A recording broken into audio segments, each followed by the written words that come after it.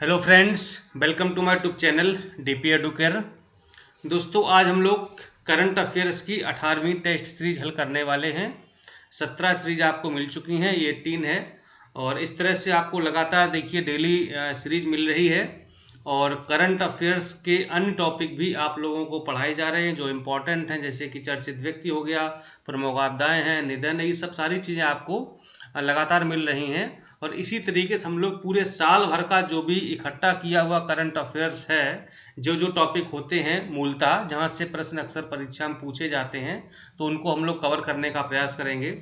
चूँकि समझिए, समीक्षा अधिकारी परीक्षा में 140 क्वेश्चन जो जीएस के होंगे, उसमें आपके 20+ तो करंट का रहना ही है। अब ये 20 हो गए, 22, 25, 28 क्वेश्चन भी हो सकते हैं। तो हम 20 और 25 के बीच में एवरेज मान के चलते हैं कि इतने प्रश्न तो हो ही जाएंगे।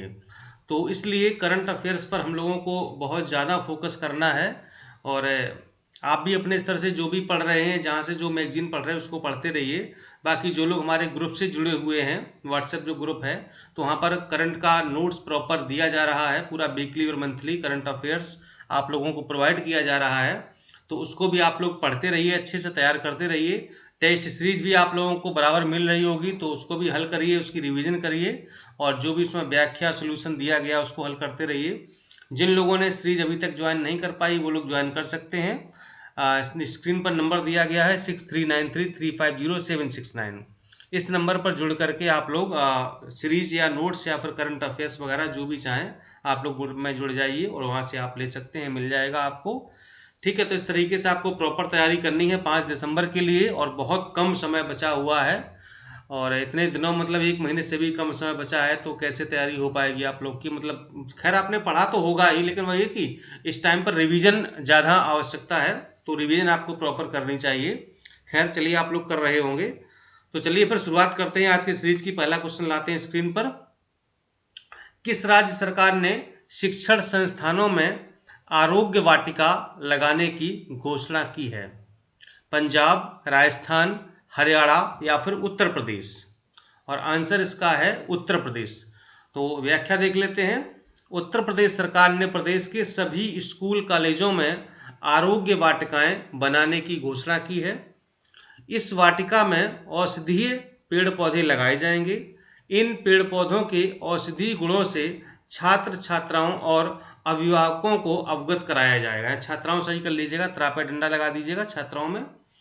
तो ये जो है यहाँ पर मतलब आरोग्य वाटिका होगी, बहुत सारे औषधि पौधे यानी जो भी हमारे जैसे आयुर्वेदा में पौधे काम आते हैं, तो वो सब लगाए जाएंगे। और उनकी जो है जानकारी, जो यहाँ के स्कूल के छात्र छात्र हैं, स्टूडेंट हैं, और जो अभिभावक हैं, गार्जियन हैं, उनको भी इसकी जानकारी दी जाएगी, ताकि जो है इन औषधि पौधों के लाभ से सबको बताया जा सके कि कौन सा पौधा किस में काम आता है।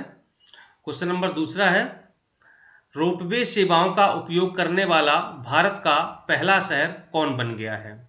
लखनऊ, जयपुर, वाराणसी या फिर गोरखपुर? और इसका आंसर आपका हो जाएगा वाराणसी। तो वाराणसी सार्वजनिक परिवहन में रोपवे सेवाओं का उपयोग करने वाला भारत का पहला शहर बन गया है। बोलीविया और मैक्सिको सिटी के बाद ये दुनिया का तीसरा शहर वाराणसी होगा जहाँ पर रोपवे सेवाओं का उपयोग किया जा रहा है।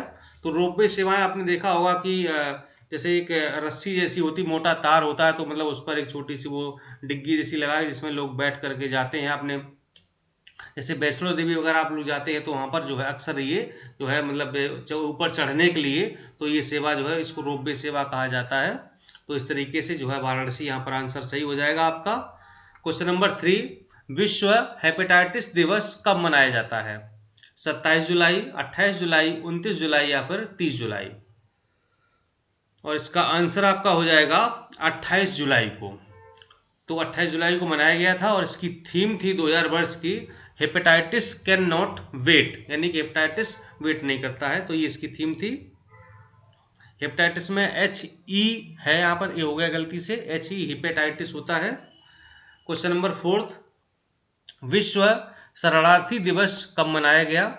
20 मई, 21 मई, 20 जून या फिर 21 जून?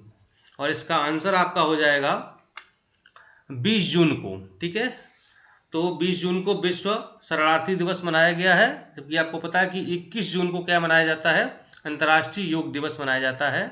और इस वर्ष जो है शरणार्थी दिवस की थीम थी together we heal learn and shine. Question number 5, निम्नलिखित में किसे चिल्का झील की एम्बेसडर का दर्जा दिया गया है? सफ़ेद गाय, फिशिंग डॉग, फिशिंग फ्रॉग या फिशिंग फ्रॉग होगा, या फिर फिशिंग कैट। और आंसर आपका हो जाएगा यहाँ पर फिशिंग कैट। तो चिल्का झील जो आपकी उड़ीसा में स्थित है, चिल्का झील प्राधिकरण ने फिशिंग कैट को एम्बेसडर यानी कि राजदूत का दर्जा दिया है। फिशिंग कैट भारत में एकमात्र जंगली बिल्ली की प्रजाति है। यह चिल्का झील के आसपास मिलती है। ठीक है, तो क्या है ये? फिशिंग कैट के जंगली बिल्ली है, उसकी एक जो है प्रजाति है ये, और कहाँ पाई जाती है?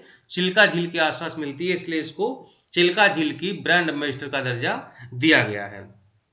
क्वेश्चन नंबर 6, विश्व ओजोन दिवस कब मनाया जाता है? तो आपका आंसर हो जाएगा 16 सितंबर। आपको पता है कि ये वाला क्वेश्चन अभी पीसीएस की जो परीक्षा हुई है 24 अक्टूबर को, ये प्रश्न पूछा गया था कि विश्व ओजोन दिवस कब मनाया जाता है, तो 16 सितंबर। और इस वर्ष की जो थीम थी वो है मॉन्ट्रियल प्रोटोकॉल, हमें हमारे भोजन और टीकों को ठंडा रखना। शायद ये भी मतलब इससे रिलेटेड प्रश्न था। आई थिंक डेट या फिर ये विषय पूछा गया था, इसकी थीम पूछी गई थी। तो इस तरह से आप देखेंगे कि बहुत सारे ऐसे प्रश्न हैं जो सीधे सीधे पीसीएस परीक्षा में पूछे गए हैं, और इसी तरीके से आप देखेंगे कि समीक्षा अधिकारी परीक्षा में भी सीधे सीधे प्रश्न आपको इन सीरीज से रखे हुए मिलेंगे। फिर आप सोचेंगे अरे सर ने तो मुझे पढ़ाया था और देखिए मैं इनको सही करके आ गया, मैंने रिवीजन की तो मेरा सही हो गया। खैर चलिए आगे बढ़ते हैं। Question number 7, food waste index report का प्रकाशन किस संस्था द्वारा किया जाता है? FAO, UNEP, UNO या फिर WHO। और इसका आंसर आपका हो जाएगा UNEP। Food waste index report का प्रकाशन संयुक्त राष्ट्र पर्यावरण कार्यक्रम द्वारा किया जाता है। इस रैंकिंग में चीन को प्रथम स्थान प्राप्त हुआ है तथा भारत को द्वितीय स्थान पर रखा गया है। क्वेश्चन नंबर 8, तालिबान के कब्जे वाले अफगानिस्तान में फंसे भारतीयों को निकालने के लिए भारत सरकार द्वारा शुरू किए गए ऑपरेशन का क्या नाम है? ऑप्शन है ऑपरेशन सहयोग, ऑपरेशन देवी शक्ति, ऑपरेशन समुद्र सेतु या फिर ऑपरेशन बनीला। और आंसर यहाँ पर हो जाएगा ऑपरेशन देवी शक्ति। तो भारत ने युद्धग्रस्त अफगानिस्तान से अपने नागरिकों को निकालने के लिए एक अभियान चलाया था, जिसका नाम देवी शक्ति दिया गया है।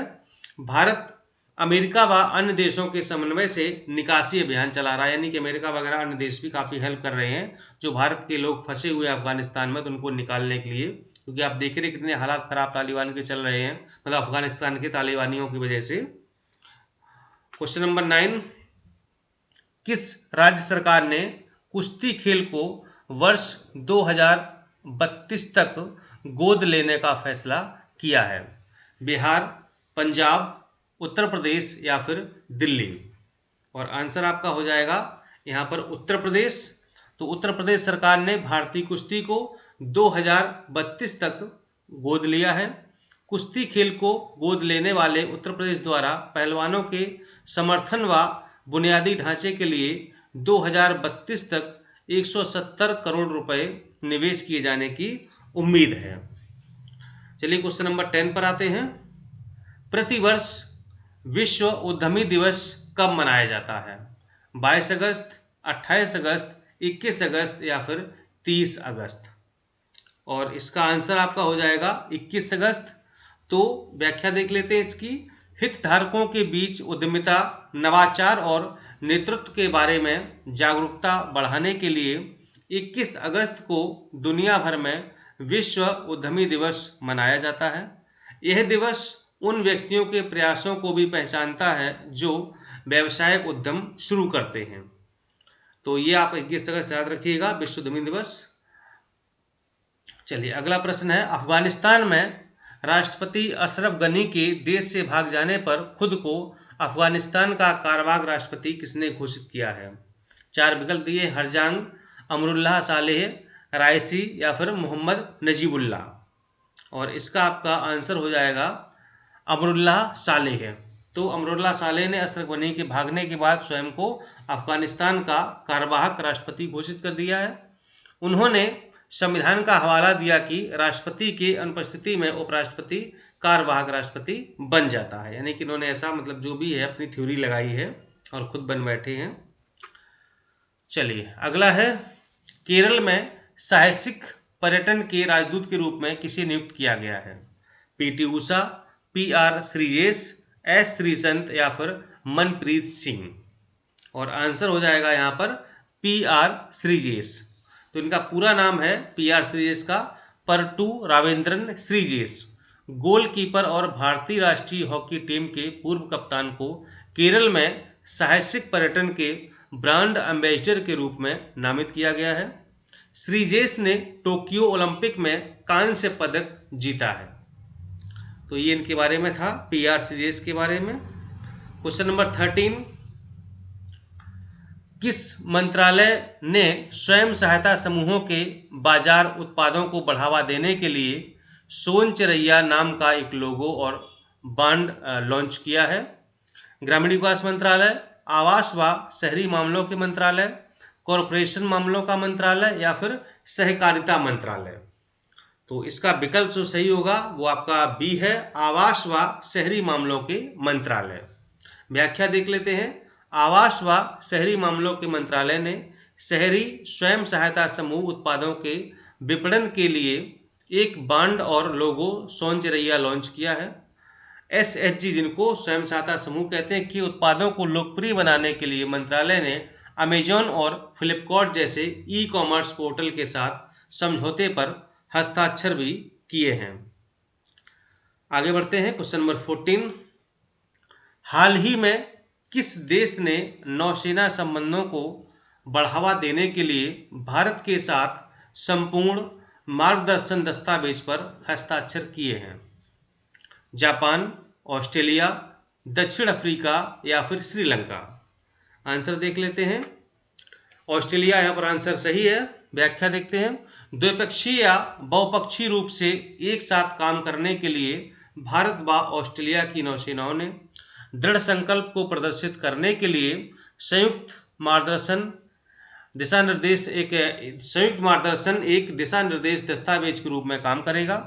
यह हिंद प्रशांत क्षेत्र में शांति, सुरक्षा, स्थिरता और समृद्धि को बढ़ाने के लिए साझा प्रतिबद्धता को मजबूत करने में मदद करेगा। यानी कि मतलब दोनों देशों ने अपना जो है ये समझौता किया है कि अब दोनों देशों की नौसेनाएं मिलकर के काम करेंगे, जिससे कि युद्ध के क्षेत्र में या फिर विकास के क्षेत्र में या शांति सुरक्षा के क्षेत्र में भी काफी प्रगति करेंगे दोनों देश, भारत और ऑस्ट्रेलिया। ठीक है, चलिए अगला क्वेश्चन देखते हैं। क्वेश्चन नंबर 15 है, किस राज्य सरकार ने गोरख धंधा शब्द के प्रयोग करने पर प्रतिबंध लगा दिया है? उत्तर प्रदेश, हरियाणा, राजस्थान या फिर पंजाब? और इसका आंसर हो जाएगा आपका हरियाणा। तो हरियाणा सरकार ने अनैतिक काम के लिए आमतौर पर प्रयोग किए जाने वाले गोरख धंधा शब्द के इस्तेमाल पर प्रतिबंध लगा दिया है।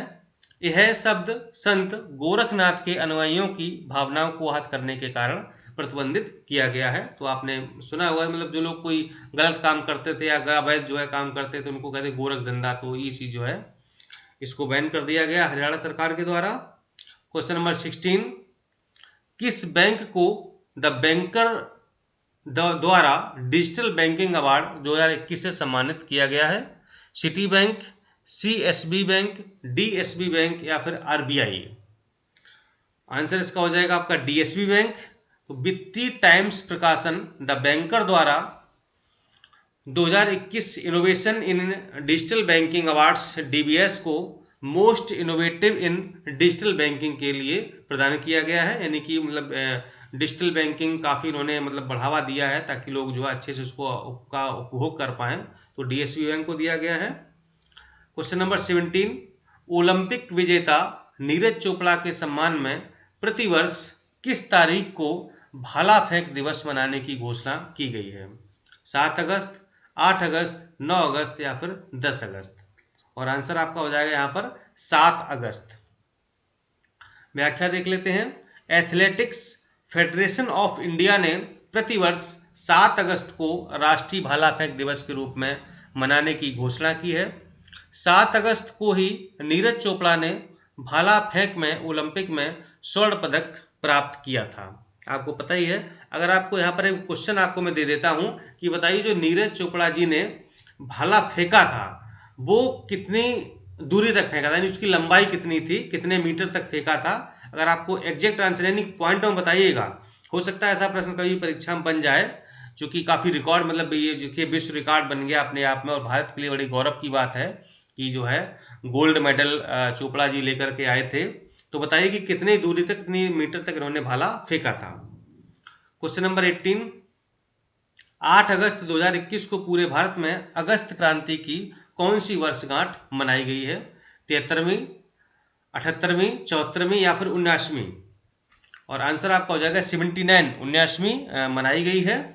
8 अगस्त 1942 को भारत छोड़ो आंदोलन को इस अगस्त क्रांति के नाम से जाना जाता है। इस आंदोलन की शुरुआत मुंबई के एक पार्क में हुई थी और 2021 में इसकी 79 वर्षगांठ मनाई गई है। Question number 19, British company house fresh द्वारा जारी रिपोर्ट के अनुसार दुनिया का सबसे प्रदूषित शहर कौन सा है?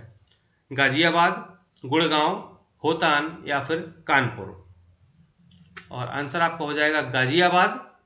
तो 50 सबसे प्रदूषित शहरों में गाजियाबाद दूसरा सबसे प्रदूषित शहर घोषित किया गया है। ब्रिटिश कंपनी हाउस फ्रेंड ने इस रिपोर्ट को जारी किया है। चीन के होतान शहर को पहले स्थान पर रखा गया, यानी कि जो होतान शहर है ये चीन में है और सबसे प्रदूषित शहर ही है, जबकि दूसरा आपका भारत का ही गाजियाबाद है। हालांकि अच्छी बात तो नहीं है, बहुत ही मतलब हमारे लिए खेद का विषय है ये। चलिए क्वेश्चन नंबर 20 पर आते हैं। भारत और किस देश के बीच अल मोहिद अल हिंद 2021 युद्ध अभ्यास का पहली बार आयोजन हुआ है? बहरीन, ओमान, यूएई या फिर सऊदी अरब? यहाँ सऊदी लिख गया है, सऊदी अरब होगा, ध्यान रखिएगा। और आंसर आपका यहाँ पर सऊदी अरब, देखिए सही लिखा हुआ आंसर। भारत व सऊदी अरब के मध्य अल मोहदे अल हिंद 2021 पहला नौसैनिक अभ्यास होगा। यह अभ्यास दोनों देशों के बीच बढ़ते रक्षा व सैन्य सहयोग को प्रदर्शित करेगा। क्वेश्चन नंबर 21, राष्ट्रमंडल महासचिव द्वारा जारी वैश्विक युवा सूचकांक युवा विकास सूचकांक 2021 में भारत को कौन सा स्थान प्राप्त हुआ है? हम क्या करेंगे कि ये जो बहुत सारे सूचकांक इंडेक्स होते हैं ना, इनका एक स्पेशल वीडियो आप लोग को प्रोवाइड कर देंगे। जो बहुत सारे वैश्विक शांति सूचकांक, भ्रष्टाचार सूचकांक, मतलब बहुत सारे सूचकांक, करीब 15-20 सूचकांक ऐसे हैं जो बहुत इंपॉर्टेंट हैं और 1-2 प्रश्न यहाँ से बनते भी हैं, ऐसा नहीं है। तो उसका आपको एक से अलग वीडियो प्रोवाइड कर देंगे, पूरी लिस्ट होगी उसकी। बाकी ऐसे आप बीच बीच में तो देख ही रहे हैं। तो बताइए कि वैश्विक युवा सूचकांक में भारत को कौन सा स्थान मिला है? और आंसर आपका है 122वां। तो लंदन में राष्ट्रमंडल सचिवालय द्वारा जारी 181 देशों में युवाओं की स्थिति को मापने वाले नए वैश्विक युवा सूचकांक विकास सूचकांक में भारत को 122वां स्थान प्राप्त हुआ है। याद रखिएगा 122वां स्थान भारत का है। क्वेश्चन नंबर 22, EOS-03 पृथ्वी अवलोकन उपग्रह किस अंतरिक्ष एजेंसी द्वारा लॉन्च किया गया है, जो कि असफल भी रहा? ध्यान रखिएगा। और ये आपकी है इसरो। तो 12 अगस्त 2021 को श्रीहरिकोटा से EOS-03 इसरो द्वारा लॉन्च किया गया था। उपग्रह का उद्देश्य नियमित अंतराल पर बड़े क्षेत्र की वास्तविक समय पर तस्वीर उपलब्ध कराना था। ये इंजन की खराबी में कारण ये जो है मिशन हमारा असफल हो गया है। तो काफ़ी अच्छा मिशन था, लेकिन दुर्भाग्य रहा कि वो मिशन फेल हो गया। Question number 23, vehicle scrap policy के तहत कॉमर्शियल गाड़ियों को कितने वर्षों बाद स्क्रैप कर दिया जाएगा? 10 वर्ष बाद, 15, 20 या फिर 25 साल बाद? और आंसर आपका है यहाँ पर 15 वर्ष बाद। तो व्हीकल स्क्रैप पॉलिसी 2021 के तहत कॉमर्शियल गाड़ियों को 15 वर्ष बाद स्क्रैप यानी कि कबाड़ घोषित कर दिया जाएगा। वहीं निजी गाड़ी के लिए 20 वर्षों की समय सीमा रखी गई है। ये है आपकी जो नई वाहन नीति आई है, या वाहन जो कबाड़ नीति आई, जो भी आई है वाहन पॉलिसी, तो उसमें ये इसका प्रावधान है कि 15 साल में कॉमर्शियल वाहन बेकार कबाड़ घोषित हो गए और 20 साल में निजी वाहन। क्वेश्चन नंबर 23, किस भारतीय महिला को संयुक्त राष्ट्र में महिला प्रवक्ता नियुक्त किया गया है? आकांक्षा अग्रवाल, अनीता सिंह, जोया अग्रवाल या फिर मानविका सिंह? और यहाँ पर आंसर आपका हो जाएगा जोया अग्रवाल। व्याख्या देख लेते हैं। एयर इंडिया की महिला पायलट कैप्टन जोया अग्रवाल को संयुक्त राष्ट्र में जनरेशन इक्विटी की महिला प्रवक्ता चुना गया है। यह 2013 में बोइंग 777 उड़ाने वाली भारत की सबसे कम उम्र की महिला पायलट बनी थी। तो नाम याद रखिएगा, जोया अग्रवाल। और इनको यूएन में महिला प्रवक्ता नियुक्त किया गया है। और आज का लास्ट क्वेश्चन आपके सामने है, भिंडवास वन्य जीव अभ्यारण्य जो हाल ही में रामसर साइट में शामिल हुआ है, कहाँ स्थित है? रामसर साइट का इसको दर्जा दिया गया है गुजरात, राजस्थान, हरियाणा या फिर मध्य प्रदेश। देखते हैं इस प्रश्न के लोग कितने जवाब सही देते हैं। आप लोग कमेंट आजकल बहुत कम कर रहे हैं।